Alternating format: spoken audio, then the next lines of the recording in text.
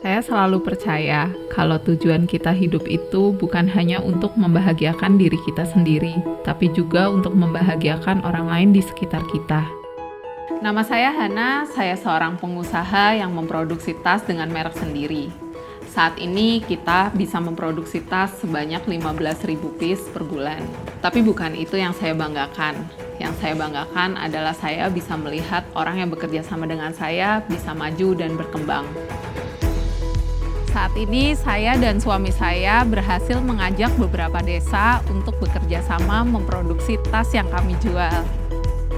Dan bersyukurnya, ini berarti kami turut membuka lapangan pekerjaan di desa-desa tersebut, serta membuat roda perekonomian berputar.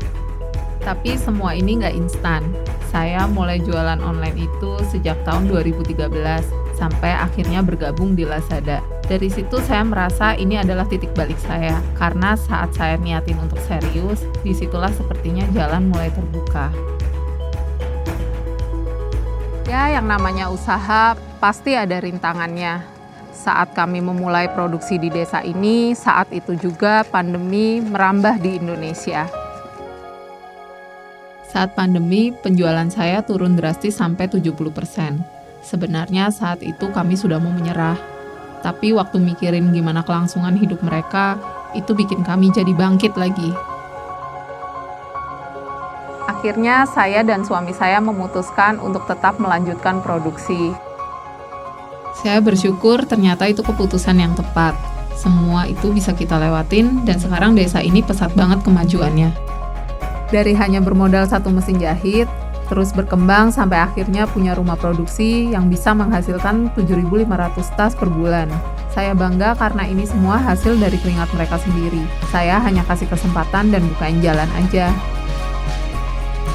Bagi saya sih Mbak Ana sama Kak Lukas itu semacam penolong, bisa memberikan pekerjaan, memajukan warga sini. Kayak inilah pahlawan. Kami di sini jadi punya penghasilan dan berkembang. Dan Ibu Hana selalu mengatakan bahwa kita harus bisa mandiri. Dia bilang usaha bisa pasang surut, bos bisa berganti. Tapi kalau kita mandiri, kita pasti bisa berhasil. Kita nggak nyangka sih kalau kita dianggap sebagai local heroes. Tapi kita bersyukur aja kalau ada yang menganggap kayak gitu.